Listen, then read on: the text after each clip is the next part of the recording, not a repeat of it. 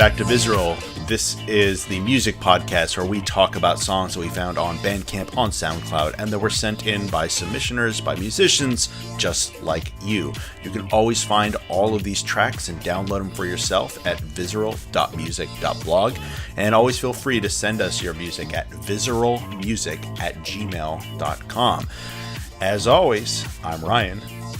And I'm Craig. We have another long set of tracks here. Last episode, I think we reached our maximum of what we can fit into one episode with 9 songs, and we did it again with this one. So another 9 songs that traverse the entire globe that are going to touch upon lots of different styles. And it's a lot of music that's just brand new. And chances are, unless you're a big loser who's just sitting in front of your computer all day long listening to everything that comes up on Bandcamp, you probably haven't heard this stuff. So hopefully we can turn you on to some cool sounds that you wouldn't have found without us.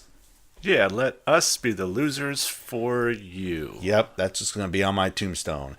So what's been up this last few weeks, Craig, since our last episode? Are you enjoying all the terrible snow and the misery that is the East Coast?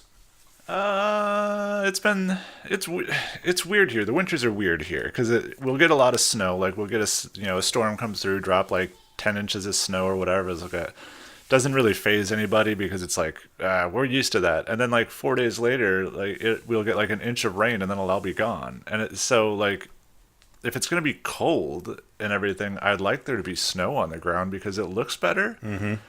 Like, instead of looking outside and everything's like dead and brown and blah, and then it's just cold and there's no snow, it's like just give me the snow. Yeah, let's keep it around. I feel the same way. Even in California right now, yesterday, we had a huge hailstorm and it's really cold out. But I mean, hail's not fun. It's just smashing into your windows and stuff like that.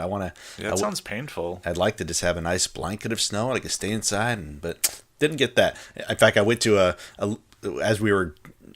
I was enduring the hailstorm as I was going to a little kid birthday party, and I don't try to spend time outside of my house and work if I can. Like, I'd rather just be doing my own thing, and it's at little kid birthday parties where I find that I have to interact with people that I don't know and figure out, like, what are people actually like in the real world these days? And it's a lot of young parents like myself, but man, I could tell you, there is a love for mid-90s alternative rock that I do not understand from our generation, because they were playing a lot of that, and I thought, fuck, guys, like, yeah, we were all in high school at this time, but don't we have anything else to listen to? I couldn't believe that. I want to let you in on a secret. You're not a young parent. Well, I mean, young as in, well, actually, I would say up here, I kind of am a young parent, because a lot of people have, I mean, maybe not a lot of people, but many people seem to have their kids a bit later. So, like, a lot of the students that I teach, their parents are like in their late 50s, and they're just 13. But maybe it's a little different clientele. They're rich people who spend all their time making money and then decided, oh my god, I gotta have kids, blah blah. So that sounds familiar. Huh. Are you a rich guy? Richer than most. That is true. But I'm not rich. So there's that. I guess I'm just used to central Minnesota, where a young parent would be someone that's 16. That is true. I should. Yeah. And there are young parents here. I mean, and it doesn't have to be that young. It could be like 21. But I don't know. I don't understand our generation, Craig. I don't want to be like the cool guy who's like, man, I've moved past this. I still love a lot of music from the 90s. I'll put on Blur any day of the week. But I don't. When all of us of our generation get together, like, why do we have to listen to Stone Temple Pilots at a kid's birthday party? No, I hear you. I've definitely experienced things like that too. But I'd rather them do that than like, oh, let's put on some Godsmack or Creed. Oh, there was Creed as well. Like, and they had like a mix, Jesus. Or it was just maybe like a Pandora just put on like, I like Stone Temple Pilots. Give me everything that the algorithm thinks is related. Give me what you got. But I thought, that's so sad to me. Why do people do that? Yeah, and well, I guess that's one of the reasons why we started this podcast, so we wouldn't end up as those people. Because like, I realized, like, not stuck in the early to mid 90s, like what you're talking about, but for a while I was kind of, most of what I was listening to, like, without even realizing, like, came out like in the mid 2000s, and then like I just kind of stopped either getting new music or just really finding stuff out. And that kind of made me feel weird. So Yeah. I do like these past few months of discovering bands that nobody will ever listen to, because I feel cool again, Yeah. being such a loser music nerd that I'd be like, oh, have you heard of this band? They're from France. They're France? fantastic. Yeah, Huh. you'll never hear them. They'll never have a CD out, but you can buy a cassette from them. Absolutely. And, I would say we're slowly getting more and more listeners. It's not necessarily a big deluge of folks that have found this podcast, but, it's going to be like 50 people right now. We're going to hear this. So, that's a good start. So the bands who are playing today, that's going to be a couple more people. I'm not going to divide 50 by the population of the world to find out how small of a percentage of people we're reaching. I think it's about 5%, if I did my math correct. You did not, but I'm going to go with 5%. Okay. Well, let's take a look at some of these tracks, because I imagine you probably wouldn't have heard them unless you're listening to this show right now, and hopefully you'll go click on those links.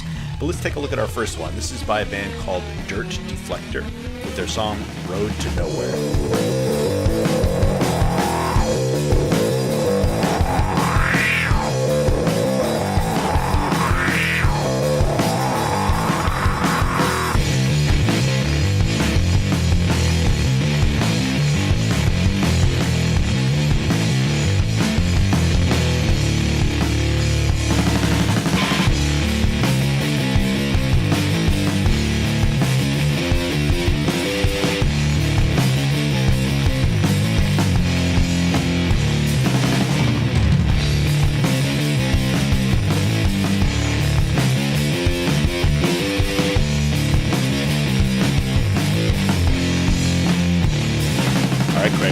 Found it. So tell us about it. No, I want to hear what you think first, and then I'm going to talk about Fair it. enough. I wrote that there's nothing to dislike about this. It's like 7 minutes.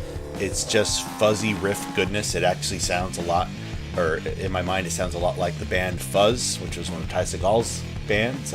It's kind of repetitive, but this is stoner riff rock. It's supposed to just like be driving you forward and enjoying that one great hook over and over again. So I thought it was good. It's from Austria, so that's even cooler for some reason. But tell us about it. All right. I'm glad that you like this, because I was a little worried, because I know you do like some stuff like this, but I don't know if it was going to click with you. So I'm glad it did. And I'm going to tell you too, this show, there is like dueling tone between your songs and mine, because you must have been in an either really angry place or I don't know, because a lot of these tracks are pretty are much more challenging. They're not going to put this on to just chill out. And some of the tracks I picked are just so chill. So there's going to be, as we're going through these tracks, you're going to be brought to the edge of anger and back to the edge or the comforting glow of nice, warm pop jams. Yeah, I get it. It was a weird mix. It was again another thing where I think I found like a funny tag on from one of the bands, and then I clicked on that and then found like a bunch of other stuff that were in the same realm. So there's obviously this, yeah, it's like, you have the phasing and the flange on the guitars right away, which is so stupidly cheesy that you can't not but love it. To me, it was like Motorhead filtered through hipsters that just were ironically into stoner rock, and I loved it. This was so stoner music that I believe pot smoke was coming from my speakers just listening to it, and all the artwork on my walls turned into blacklight posters. That is pretty cool. Yeah, I must say, I don't know if you can like stoner music ironically. It doesn't seem like a genre that I mean, I understand that you could like Taylor Swift ironically, or like some 80s, pop band like Duran Duran, but this doesn't seem like the kind of music where you'd be like ironically stated, because who's going to even know that there's any irony involved? Well, it's certainly not the stoners. No, well, to me it was, all right, maybe not ironically, but it just felt like a hipster version of Motorhead. Okay, yeah, that's good. Like the vocal styling, like especially in the middle of the track, he really had that like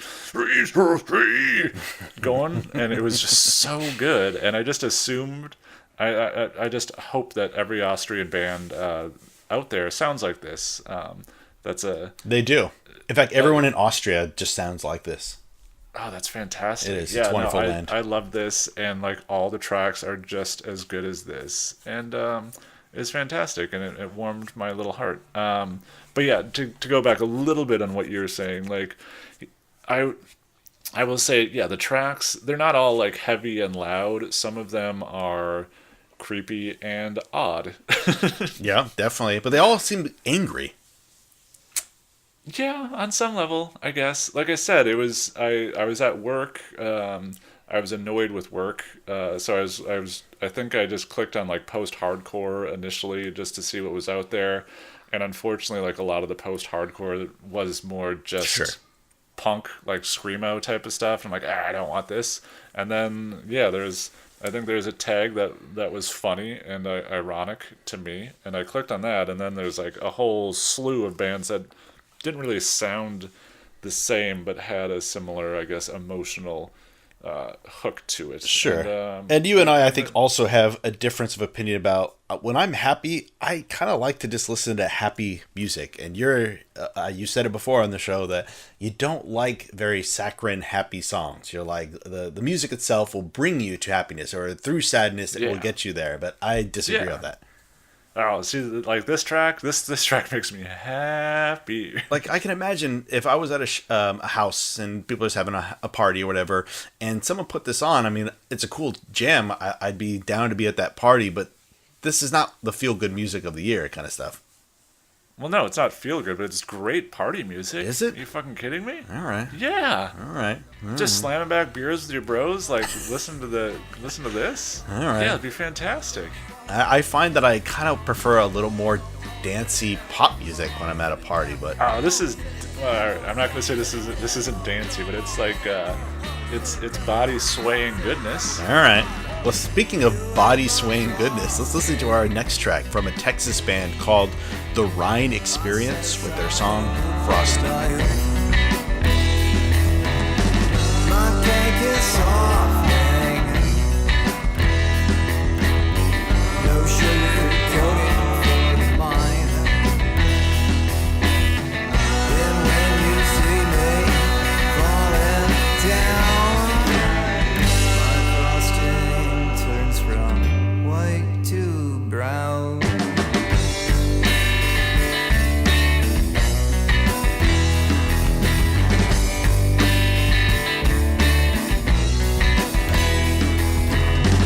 You ate my frosting. So, Craig, when I listened to this, I had to ask myself, how much more pavement can a band be? And then I said, none. None more pavement. But I really like this song, but it is 100% like, oh, you like Pavement, or you at least like some bands that were inspired I've got by it. a better comparison. Better Spinal Tap comparison? No, a better band comparison Okay. than Pavement. And once I tell you, you're gonna be like, oh yeah, you're 100% right. Okay, what is it? It's a President's United States song. Oh, is this actually a cover of that? No, Or it it's just sounds not. like it? But it just sounds. It sounds like it's more. To me, it's way more President's United States than Pavement. You know what? Now that you said it, that is 100% true. Yes, I can now see it Yes! 100%. But I like this song. It was really well done. That line, "You ate my frosting," I had that stuck in my head for so long. And at first I thought, okay, well, this is just a band that really likes Pavement or Presidents of the United States. But I went back and I listened to this many, many times. So it was something that stuck with me, and that's telling in an era where I can listen to everything from every era at any time I want to return to a song that I just randomly found on Bandcamp. So what are your thoughts? Yeah, this is funny because this track went from like I'm going to absolutely hate this to good lord, this is a low key banger in like 30 seconds. Mm-hmm. So it really surprised me on that. And every time I listened to it, yeah, it just got better and better. And I know people shit on Presidents of the United States of America. Do they? Or Presidents of the United States, or I forget if they dropped Millions America of Peaches, man. yeah, and Lump and all those things. Those were great songs. Those like, were. to me. Who's to shitting on me, that? Tell me, and I'm I going would to say- find them. All right, Hungy would shit on. Oh, you're going to get it. Actually, I have no idea. But like to me, the President of the United States, the President of the United States of America, I could never remember if they had the America in there or not. They are what people think Weezer is. Good? Yes. Oh, okay. I mean, Like they had like they had a better pop sensibility. Their humor wasn't so obvious or stupid. I don't know. Like to me, they're just a better band. and I was just and complaining about being at a house, where there's people my age and they're all playing '90s music. They didn't play Presidents of the United States. I would have been like, oh, shit. They should have. Lump and Peaches come up. I'd be like, I forgot these songs. Like, I totally forgot that band until you mentioned them. So instead, I heard Stone Temple Pilots and Creed and all that shit. Well, next time you go there, be like, oh, have you heard of these guys? Do you remember these guys? And then you can like put on some Harvey Danger too. And be like, But that's the shitty thing about going to like kid birthday parties is you only know these people because your kids are the same age as their kids. So I don't really know them. If it was like my brother-in-law, so he'd be like, turn this shit down. Like, here, put something else. I'm gonna be that asshole who's gonna come change your music. But I didn't know these people, so I just sat. at least you weren't listening to like Baby Shark for like 5 hours. Oh, and I have listened to that for 5 hours in my own home. The kids, they're monsters. I tell you, they're monsters. Oh, I'm so excited for my child to turn into a monster. But no, I enjoyed this song. I don't know if this is true or not, but I feel like the frosting thing, like the white to chocolate or whatever, is it like a sexual euphemism thing, like going into Yeah. like scatological stuff. Like I'm trying not to get. You're asking the wrong person here because I never pick up on any of that stuff. Because I kind of got that sense like after I listened to it a few times, I'm like, I wonder if they're being really stupid and coy with this. Well, that would be very much Presidents of the United States, right? So if they are borrowing from that band, that seems like the kind of humor they would go for. Yeah, I'm gonna say that's canon now. This song is scatological in nature. Yep, put that right on the album cover. Boom. We're making hits here. We are. Speaking of hits, let's go to our next track from a main band called Analgesics. Did I pronounce that right? I don't know. I just thought it was funny to go from making a scatological joke to a band that has anal in its name. Anyway, their track is called Not Ready.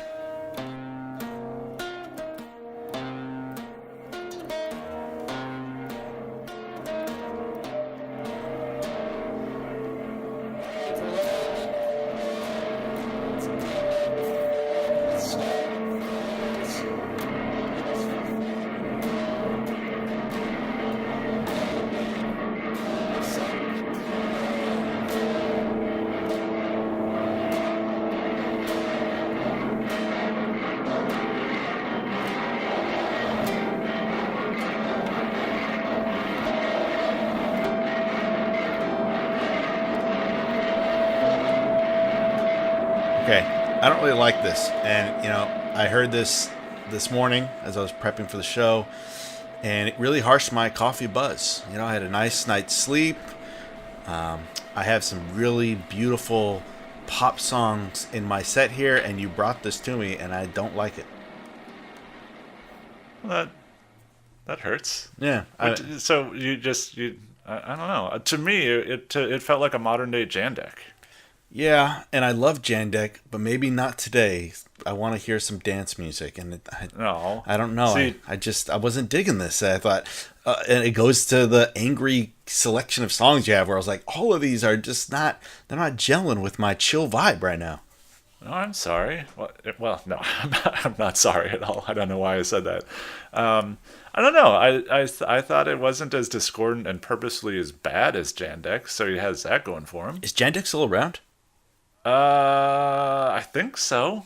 You remember when like Jandek like came out as Jandek? That was great. I feel like that was before the Twitter era, that where like people would have cared. Like now, that would be like a 5-second cycle in the media, or the media in the people who care about this kind of stuff. Yeah, but it was just so funny, like when like all the pictures of him on there, and then all of a sudden like it comes out and it's like, oh yeah, the dude that's on the cover art of all these tracks, yeah, that's him. Oh yeah, and the house that's photographed in a lot of them, that's his house. That's where, yeah. So it was kind of like the world's greatest like hiding in plain sight joke for like the longest time. And then I was actually reading about the Jandek thing probably a month or two ago, because it like popped into my mind. I'm like, I don't think anything like this could ever happen again. No, it definitely could not. I was reading it, and like apparently like one of the first reviews that ever came out on one of his like albums, I guess you would call them, like they used his real name and everything, and like nobody just cared or like found it or like talked about it because like the internet obviously wasn't as all encompassing as 15-20 years ago. So like it was just really funny where it was like, oh yeah, and then people realized that the very first review of his album, they mentioned his real name, and Yeah, I mean, there shouldn't have been a weird cult like following to figure out who this guy was. and there's a bunch of reasons why they could never be a Jandek again. We list every single time we have one of these episodes 9 bands that we know almost nothing about. They might not have any information. It's like they have a picture on their Bandcamp site and some songs, and that's basically what Jandek was doing. He just came in an era where I guess there was fewer people doing that, and he pressed records, so he was literally putting some good money towards this to then just send it to a few rock critics, knowing that people are not going to buy these things. And I do like Jandek. I love that bit of just, wow, who is this? And every year they come out with a record, and it's so bizarre and it's weird. But yeah, I mean, now there's nothing that shocking or surprising about doing any of that. It seems like that's like the way you get press, as he obviously did. If he was just some guy who showed up at coffee shops and played these songs and told people, oh, hi, my name is Joey Joe, and here's my record, no one would have given a shit. They would have been like, what is this weirdo doing at this damn coffee shop? Well, yeah, and the other thing too, like if the records were actually good, like if he was a talented musician, nobody would have given a shit either. Because like there's so much of it was like is like a psychiatrist just taping an insane person's yes, I music love playing, that. and like those different types of like conspiracy theories, and it's like, no, it's just some random guy from Texas who just plays discordant blues on a guitar that he doesn't tune, and then just howls about shit that just comes off the top of his head. And I was happy that in, when was it, 2008 or 9, I saw Jandek live, and I thought, this is so weird, because so for so many years, it was just such a mystery, and like, nope, now he's on tour, and now I'm seeing him in Davis. Yeah, I saw him at Cafe de Nord in San Francisco, and it was just so funny, because you like, yeah, there he is, the guy that's on all the covers. What a weird... That was just such a weird, like, reveal. Mm-hmm. Like, it was, like, the most let down that you could be, but then at the same time, like, holy shit, he's actually real.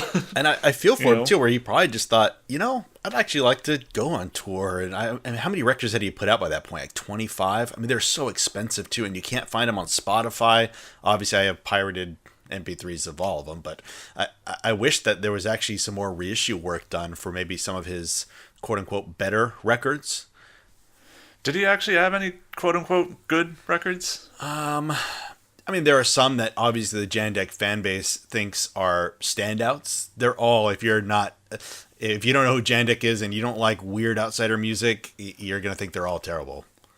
Yeah, if this song sounded like absolute shit to you, Jandek is about 100 times worse. Oh, yes. It's 100%. And I feel like maybe it came at the time when, and this is a reach here, but Wesley Willis was touring a lot in the early 2000s. And if you don't remember Wesley Willis, very fascinating figure. I think some of his bit doesn't age well in our more woke environment, where he was a homeless man, very large African-American gentleman from Chicago, obviously schizophrenic, lots of mental issues, and he would just go on tour and play these songs using a Casio keyboard, where all those preset songs you'd play, and he would rap over it with things like suck a camel's ass and rock and roll McDonald's, just basically the same song over and over. It had the same kind of structure to it, and I actually really like Wesley Willis because it is so bizarre. Like, there is no one that sounds like Wesley Willis, and that's pretty amazing. We talk about on this show a lot that it's perfectly fine to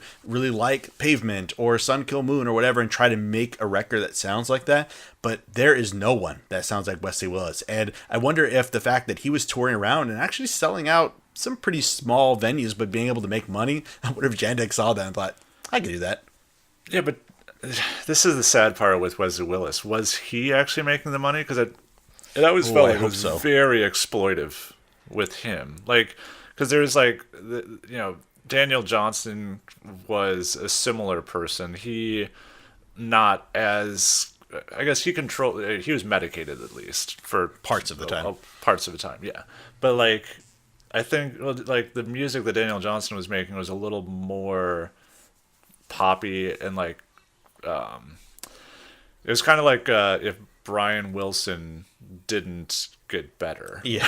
Is what Daniel Johnston was like. Yes, it didn't have the budget. And like, yeah, so like, and so like for him it wasn't as exploitive, but it felt like with Wesley Willis, it just like it kind of, I don't know. I always got, even back then I got like skeeved out about it. Like I think they're just taking advantage of this guy. There was definitely a lot of people that's like, oh look, that mentally ill person is singing a song and he's headbutting people at the show. And it's like, but I also wonder for like someone like Wesley Willis. I mean, he seems like there's some great documentaries about him as well. Like he really enjoyed doing that. He wanted to sit down and write songs, and he wanted to go on tour. And I wonder even if people were ironically or not genuinely respecting that he was doing something interesting or different. Like, I don't know. He was a homeless guy, and now he's on tour, and that seems like a better trade-off. He passed away, right? Yeah, he's been dead for 15 years or so. Oh, damn. That's a long time. Yeah. Longer than I thought. Yeah, I don't know.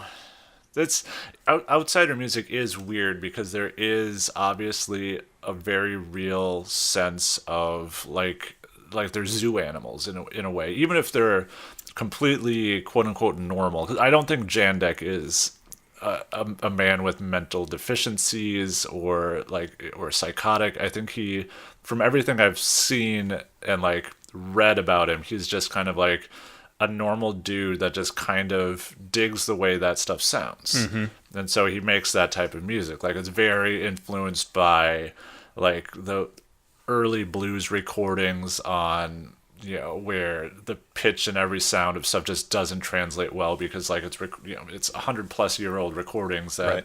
no longer sound like actual instrumentation. And he's kind of recreating that sense of it, which is a really cool idea and a cool thing to do. So like for him, I don't think like there's this weird spectrum of outsider music where you have people like that are making things kind of in a way just to be weird. Then there's like Daniel Johnston, who's like really wants to be a songwriter, has good ideas, but he's actually insane and needs medication and to be, you know, help and support and everything like that. But he has a sense of what music actually is. And then then you go down to like Wesley Willis, who I don't like was just a man that needed so much help, but nobody gave it to him because they felt like I'm pretty sure they felt like, oh, if he had all his faculties and if he was medicated so he wasn't acting out, he wouldn't perform these songs. Oh, absolutely not. Yeah, and he would definitely not be doing that. And that's what's shitty is because, like, obviously with Daniel Johnston, he's able to perform, and, like, some of the stuff that he does, like, I've seen, like, live clips of him, and it's amazing, and it's, like, super touching to know, like, his background and history and see him, like, being an actual, you know, a slightly more functional person in society and everything. He's not like trying to crash a plane while his dad is flying, which happened, which is weird. Yeah, that's also a good documentary. Yeah, and it's just a weird thing. Like I guess if this was 20 years ago, and I came across Analgesics and it'd be one of those things where you probably would want to find more about him because like it's like, oh, what's his story? What's going on with them? But I don't know. Maybe the allure of having all the information at your fingertips kind of makes you not want to search out the information sometimes. I definitely think that's true for sure. And on that note, let's take a look at another band. This is one from France called Heckle and Jeckle with their song Only Tone. This time I will never let you go.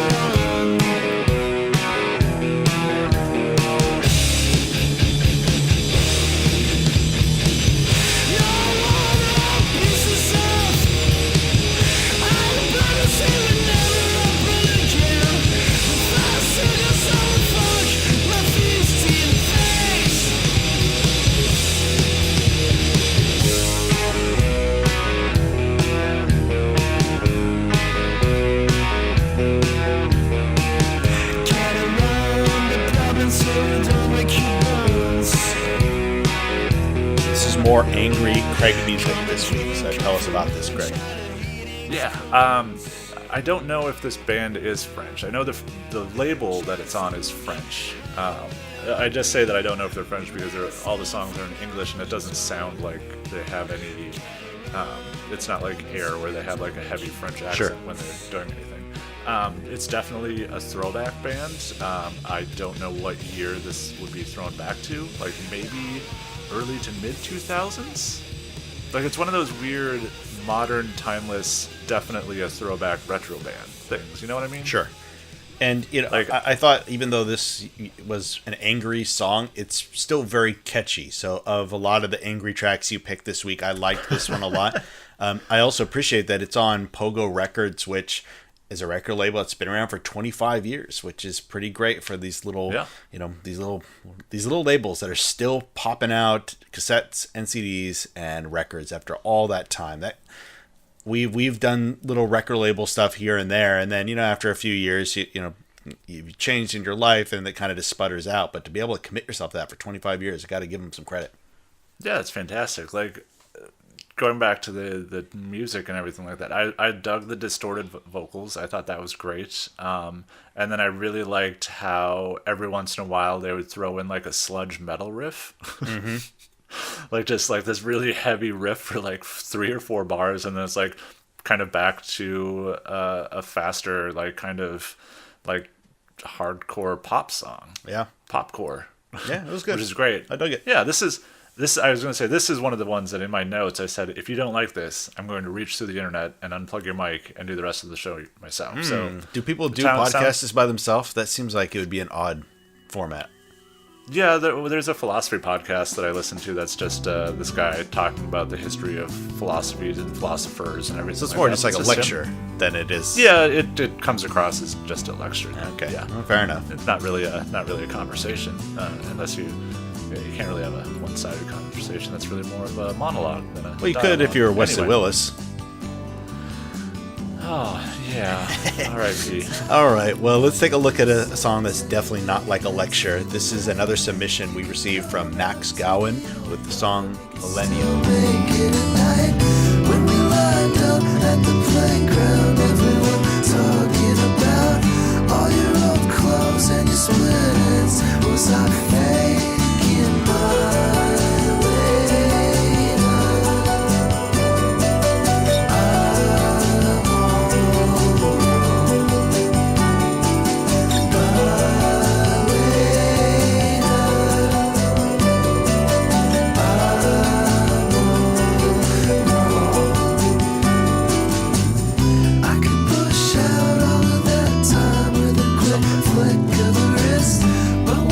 I really liked this, and I thought it was a great compliment to the Heckle and Jeckle song or some of the other harsher stuff that you came up with, where this is just very lush, orchestral sounding pop music. So nice and clean and well produced. It's excellent stuff. It's on Z Tapes, who sent it in. It reminds you a bit of Owen, who was, one of those polyvinyl acts. It also just makes kind of very lush pop music. But I know we did something with Max Gowan's music from Space Rock Mountain Days. I don't know if this is maybe just a newer band or whatever, but this is really polished material. So what did you think? Yeah, I really liked this. When it first started, I thought it was just going to be like this bland instrumental track, like kind of not quite post-rock, but sort of like, what's that stupid band? Not stupid, that's the main thing to say. Oh, crap. Yes. This is going to... King Crimson. No, not yes. No. It's Stone it's Temple like Pilots. a Polyvinyl or Jade Tree band. They have like volume 1 and volume 2 of something. The Braid? Say what? Braid? No, it's this is gonna frustrate me. I Well, they should have have a looked this volume up 1, before. volume 2 thing. Tacos. Man, no. Anyway. What is? Yeah, this is gonna annoy me. But yeah, I thought it was gonna be kind of like that, where it's just sort of like an instrumental emo-ish type of song.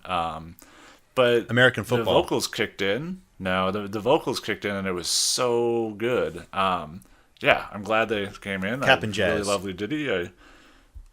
Just stop. Here, you talk about this for a while. I was surprised that this was a submission, because I liked it so much, and I didn't want to be, upset at you for picking a good song. Yeah, and, so. and I just found out as of this morning that this has been one of the better selling cassette tapes on Bandcamp. So this is, I don't know if it's a pre-order or it just literally came out, but a lot of people also seem to really dig this. So good on Z Tapes to have, I think it was the top 5 cassette sales, from this week. So well done on that front. And it's a good song. It's a really great record. I recommend all the songs that are on it. It's really, really nice, very beautiful stuff. Do you have that band yet, Craig? No. You suck. Let's go to the next song. This is gonna really bother me quite. Pedro the Lion. I'm gonna be. No. I'm just gonna list every mid '90s emo band that I can think of. Sunny Day Real Estate. No. I'm running out of bands here, but. I know. Let's go ahead and listen to the next song. This is by a band called The Lice with their Cruising Glue.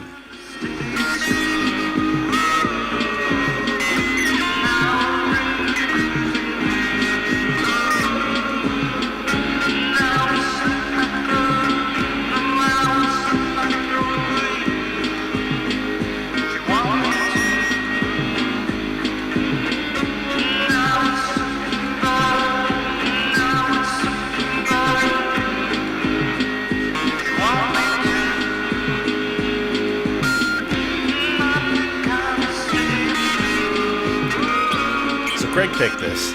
I'll say it was cool. It was simple. I really felt it was missing something. That this felt like a snapshot of an idea, and that's what's great about our internet age. You can just throw down those little snapshots, knowing that many people aren't going to listen anyway. So you might as well just kind of show off. Here's an idea I have, and maybe it's refined later.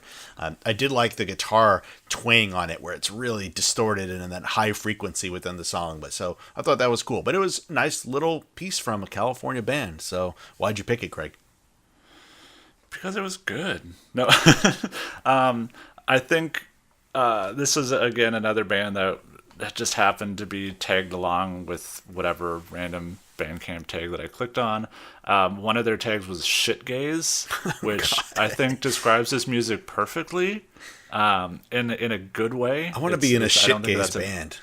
It's like shoegaze, only just shitty sound quality, blown out, fuzzy, random weirdness. All the songs are super short. Each listen to all the tracks kind of brings out something new. They're not dense songs by any means, but I think little bits and pieces kind of pop in and out the more you listen to it. We've already spent more time talking about the song than it would take just to listen to it, which is cool. That's true of a lot of the songs you picked this week. They're all pretty except for Dirt Deflector, they're pretty short. I'm looking at my notes they're here. all 1.5, 2 minutes, 2.5 minute songs. It was I don't know. There's just kind of the roll of the dice. That's what you have. Is it because you were angry in the past that I would not take the best snippet of a song that you had put into the show, and so you're like, well, if I give him a minute and a half, chances are he's going to play a third that I like. Sure. No, it wasn't like that at all. I just thought that it's a just perfect example of bedroom fuzz, straight to cassette masterpiece. You have this old school cassette recorder. You just hit play, record on that, and just it barely records what you're doing. You have to turn everything up so loud so it records anything, and it's just so good. He does sell cassettes, so if you want this on cassette, you can. Mm-hmm. The entire album's 22 minutes long, so sounds like it's probably just half of a cassette. Yep, I imagine it's a very. I personally have some cassettes here that are 5 minutes each side, so I guess you could probably have it done twice. Yeah, I'm surprised that you didn't like this more. I thought this would be a little more up your alley. It is, and I like this kind of music, but as we see with a lot of the tracks that I picked this week, they are, I think, a little more polished and a little more poppy, a little more orchestral even. So I just, we were on different wavelengths this week for what we wanted to share. You're going to see with one of the tracks near the end that it is very, very different, and it's the kind of music I've been really jamming to recently. But let's actually take a look at our 7th track for this week. from a band called Tendonite with their song Back in the Storm.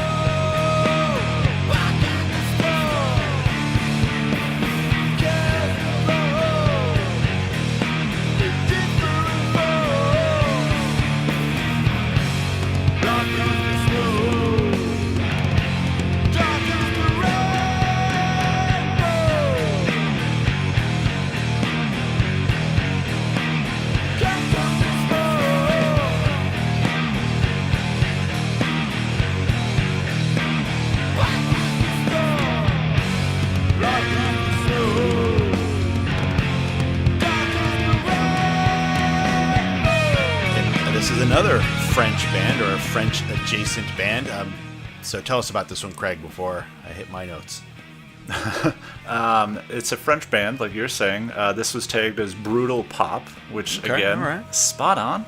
It's sludgy, but it doesn't drag. All the tracks are a little shorter than you'd expect for what they kind of sound like. I know the previous show I was talking about, I mentioned how, you know, there's a band where I wanted everything to be a little longer, but sometimes that's a good thing, because if you get what you want, you're probably less likely to listen to a long version of this track, and you're like, oh, you can just hit repeat on the short songs that you like. I'm smart. Yeah, I invented that idea. Yeah. But I really liked it, and if your biggest complaint is I want more of everything they're doing, I think that is a good thing. Yep. No, this is I love too. Oh, I remember the band, the Appleseed Cast. Oh, that was on Deep Elm Records. That wasn't on vinyl. Yeah. I realized that, but and they're really so good. anyway, I wouldn't even say they're that super emo. They're kind of like really wall of sound type. Like those low level Owl records. Those are awesome. Those were the albums that I was thinking about, but they're sort of emo. Oh yeah, for sure. They definitely first record, the Ring Wars or something, was like super. Yeah, but it was that type of instrumental kind of emo post rock sound that was initially what the Max Gowan was kind of reminding me of. Interesting. Okay. Anyway, yeah. Thank God, Jesus, that was. Oh, sorry for all those swearings. Yeah. What I liked about this song, though, is that it's on a 7-inch at 45 RPM, so it's moving pretty quick, and he's got all 4 songs on there. And I thought, man, that is how you package some music, because it's just the right kind of 2 minutes, nice riff magic kind of track. So it was good. So even though this is also a bit angry, like you said, what did you call it? Violent pop or angry pop? Brutal pop. You know, it's still a really nice jam, and I like anything that's got some nice big riffs. Yeah, like I forgot that this was the one that was on the double-sided 45 with 2 tracks on each side, because that's all you need. I mean, I've bought hardcore 7-inch records that are at 45 RPM and have 6 songs per slide or per side. Yeah, that sounds about right. I was like, wow, you guys like a whole record on this 3-minute sided piece of vinyl. Pretty awesome. You know it's really fun. So my wife used to be into the hardcore scene in Central Massachusetts, and so she has a ton of like 45s and like 33 1/3 7-inches from all these different bands. And it's funny because like sometimes you don't know if it's should be at 45 or 33. Oh, I love that. And so, like, you put something on, and like, if it's a hardcore band and you're listening to it at 33, you're like, "Oh, this is great, sludgy, like, awesome." And then all of a sudden, the vocals kick in, and they're like, and you're like, "Oh shit!" And then you turn it up, and you're like, and it's just really funny because like sometimes like you're like, "Oh man, these hardcore bands, like, you just show them what they sound like slowed down." You're like, see you guys, this is fantastic." But I know. I've said this before too, where you can get away with being more repetitive the slower your riffs are because of that, and I think that's kind of where it comes from. Where if you just slow down like a hardcore or a punk song into a normal time signature, that 2-minute hardcore or punk song is suddenly 7 minutes long, and you don't really lose much. Yeah, I don't know if it's a true story as well, or it's just one of those things that people say, but people said the reason Black Sabbath, you know, it's basically just a bunch of blues songs that they slowed down and distorted and all of that. They came up with the idea by just playing the blues records, but at a slower, like a 16 RPM, you know, when record players used to have 78 capabilities, and you could go on that kind of speed. So I don't know if that's true or not, but I like to believe it is. And probably there's probably some truth to that, and then there's also they were probably just so damn high that they didn't have any idea what real time or speed was. That's true. Yeah, so it's probably all accidental, but I'm gonna say that story's true. But. That's true. Well, let's listen to another song here that is not at all like Black Sabbath.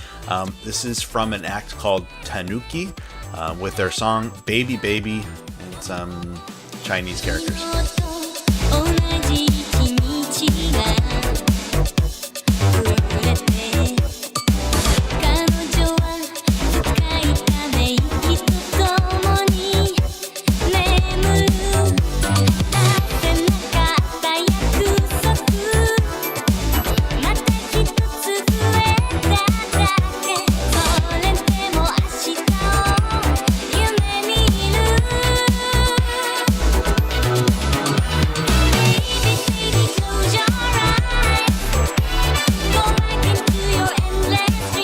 So this is my jam, and in fact, this record label, I don't know how I didn't discover them. I know I brought them up before, but this is off of Neon City Records, which is a Hong Kong record label, and basically every month they put out a cassette tape of music kind of like this, where it's pop music, it's funky, it's very cut and paste. Like you can see there's elements of all these other kinds of music that I guarantee they did not pay for the rights to do. Even all their covers have kind of an odd collage of different anime or manga, and it feels like this is some out of place kind of dance music where it doesn't fit in with the current era all that well. It's not necessarily purely retro, like it is trying to be kind of glitch heavy and interesting, but every one of the songs on this I love. It's just like this great music that I want to play all the time in my house, and every one of their releases is awesome. So you better love this, Craig, because I know you love happy music that just makes you want to dance. Well, I'm going to read you my notes right now, verbatim. Let me just shuffle my papers, even though it's written on my screen and I typed it out. Yeah, shuffle the screen. Yeah, there you go. All right. I wanted to hate this so much, and I hate myself for not hating it, because goddamn, this track came hard and kept coming. I love how a lot of the times for my tracks you start with I wanted to hate this. So what kind of relationship we have where it's like, my first instinct is I just want to hate whatever you brought to me. Yeah, I think if you look at it that way, you can only go up. That is true. I'm starting at a very low threshold for acceptance. Well, I think it's because you have played a lot of these Chinese, Hong Kong, Japanese pop songs that are just so saccharine that I can feel my teeth rotting out of my head, and I do not like that. But this, I do. I like this when track, my teeth something rot. Happened. You kind of talked about it around the 90-second mark, that it morphed into this 70s disco pop track, and it was such a weird twist, and I don't know how they pulled it off or what the hell they were thinking, but it was so good. It's definitely my sleeper track of the week. It's not my favorite track, but it is something that I would never have chosen to listen to, because I would have seen just the artwork and the feel and vibe of everything. I'm like, I'm not gonna like this. Why would I click play on this? But I'm really glad I did. I was glad I was exposed to it, and this was fantastic. And I think if more of what you chose to play in this vein had something like this, I would want to continue listening to more of these songs, and probably eventually get into those super sweet, stickly, gross songs that you seem to love. I do. To be fair, a lot of the other songs that I've picked that are pop songs are by lesser known acts, like many of the other bands we have on the show. Maybe a few listeners, it's brand new kind of stuff.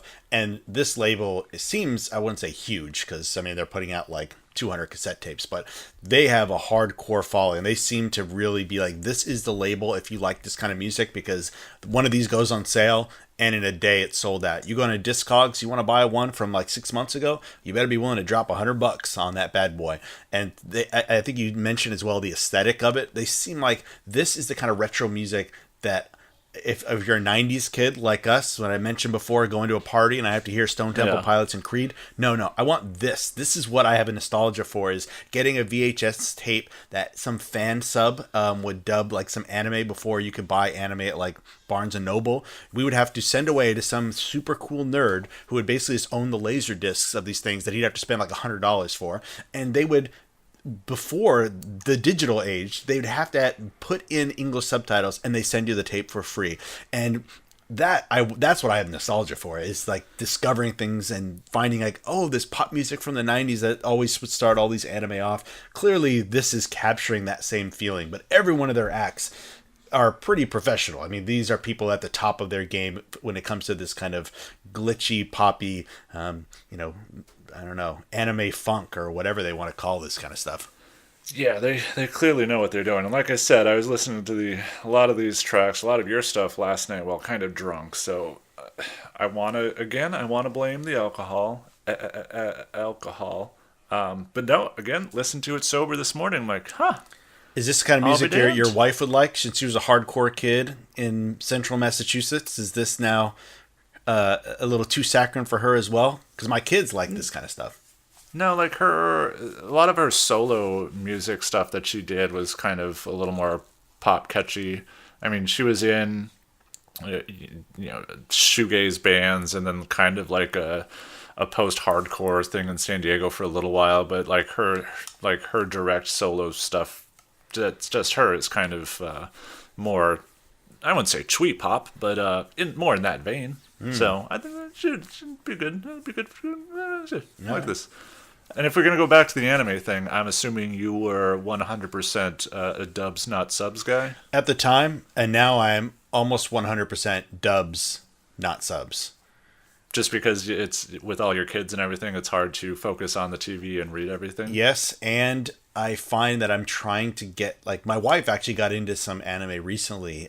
Meison Aikoku, which was an anime from Romiko Takahashi, who did like Ranma and a Half. She's really, really famous, cartoonist in Japan. It was this huge series. It was like 96 episodes, and it's a romance piece. And she got really into it. Like, I think it was in the summertime. We marathoned like 96 episodes, but I don't think she would have marathon those 96 if it was with subtitles, and I probably wouldn't either at this point. Which, it's amazing. I go to Amazon or Netflix, they have all this anime. And now when it's subtitled, that's basically, I'm living my 90s dream of like, I can just, it's all there and it's got the subtitles, it's the original text. And I'm like, no, I have to be able to walk away from the TV for extended periods of time, and I'm not going to rewind it or pause it every 2 seconds. So now I want the dub, goddammit. And they've gotten a lot better with the dubs too. I think if you surely remember, if you were a 90s kid playing video games when they had some dubbing or stuff like that, and it was monstrous. So they've improved to the quality of that kind of stuff. Yeah, and the voice acting is a lot better too, which helps. My wife, what a joke! Zing! We did the voice. She puts closed captions on everything. For sure. In our house, and I get frustrated if a DVD doesn't have them. I'm like, what kind of backwards shit is this? No, I hate them because I just end up reading all the subtitles, even though I know exactly what they're saying, and then I miss like what's actually going on the screen because like my eyes are just drawn to the text on the screen. So like half the time when I'm watching stuff, I'll like put my legs up, have a blanket on, and just like cover the lower part of the screen. Oh my so I'm God. like, I'm not looking at it because like. Yeah, because my wife's been in a lot of bands, so her hearing's not the best, and so if we have a sleeping baby, we're not gonna turn up the TV. Yep, get used to that too, because in our house, like we have a nice television, a nice stereo, but it's like everything is at 5 on a 200 scale of volume. So what's the fucking point?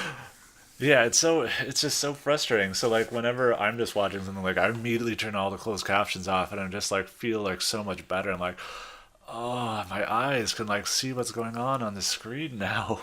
Yep, and you missed maybe an era of anime of fan subs when once it got to the digital age and there was a lot more people doing it, the fan subbers got a little too wanky with like their knowledge of Japanese pop culture. So in addition to just the subtitles, there'd be all these like like what was that show on VH1? Pop-up video. All these little things that always pop up. No, Be like that in sounds Japan, like like when you hell. go to high school, blah blah blah. And it was like just cluttering the screen with your nerdy weeaboo shit. And I was like, stop it, just stop it, just give me the show. Wow, that sounds awful. Yeah, it was. Did they do like the little pop-up video sound like bloop? No, they did not do that. But there was so much garbage on the screen, which again, I'm that's great. If especially the people who probably were watching those, they had a real fascination with modern Japan and Japanese culture. They might have been interested to know like what is the context for this. But I did not. I just wanted to watch the show. Yeah, you just wanted to watch people beat the hell out of each other in cool cartoon animated I violence. much prefer the slice of life anime. I still do. I still like just like a high school drama or whatever. And it's more than the big fighting stuff. All right, fair enough. Well, let's get to our last song here. This is from an Austria act called Lorraine with their track Differential.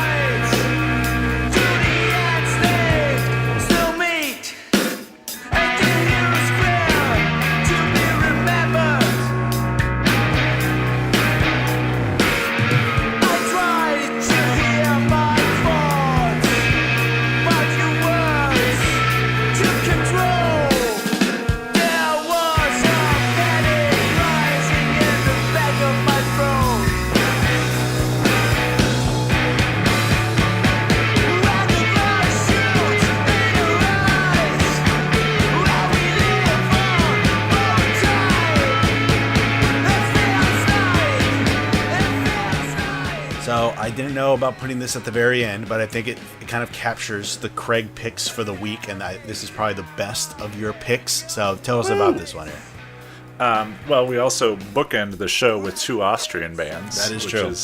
Which is nice. So obviously, the short clip that you heard, it sounds nothing like the previous band, Dirt Deflector. So that kind of blows that idea that in Austria everybody's just making Motorhead songs. But this is good because clearly these guys are super into the 80s art rock scene. Lots of post-rock, lots of no wave, lots of goth in there.